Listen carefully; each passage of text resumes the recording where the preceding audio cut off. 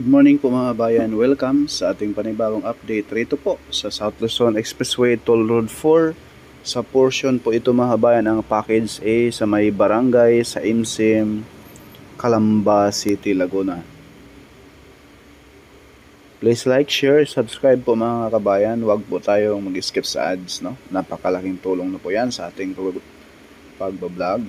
Itong area na ito mga bayan ay papunta na po ito sa mismong Santo Tomas.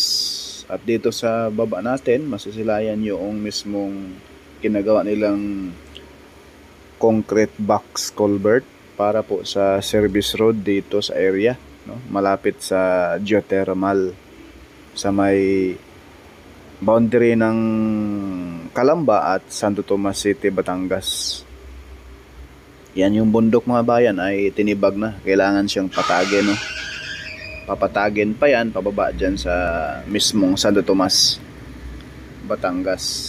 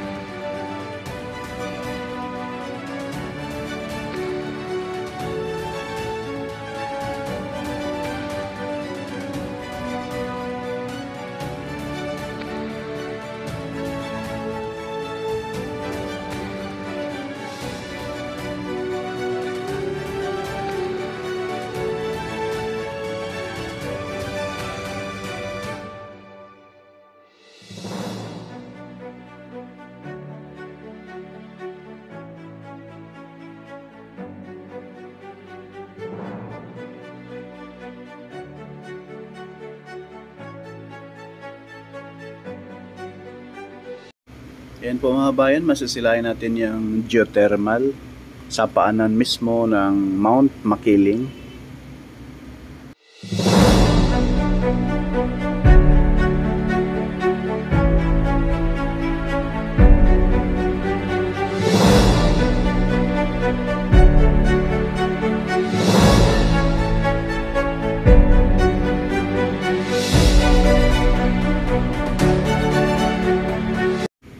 Yan po mga bayan yung alignment ng SLEX dyan, yung tuktok ng bundok na yan, dyan po tatama, no?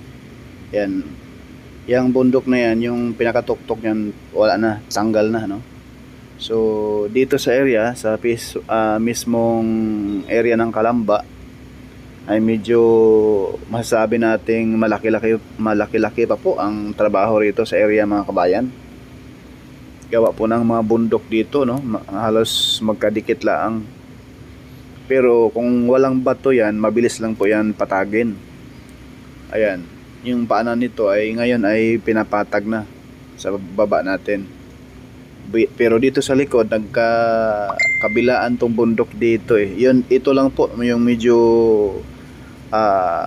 malaking hadlang. Pero ngayon, ayan po, pingas na. Sa kabila naman siguro ang isusunod nito. Sa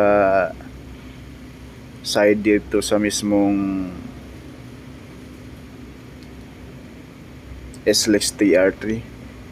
Ito po yung SLEX TR3, yan po mga bayan. Ito na yung ano, yung bundok doon, halos 2 kilometro lang yung distansya mula rito, no? Sa pinaka-entrada mismo ng SLEX TR4.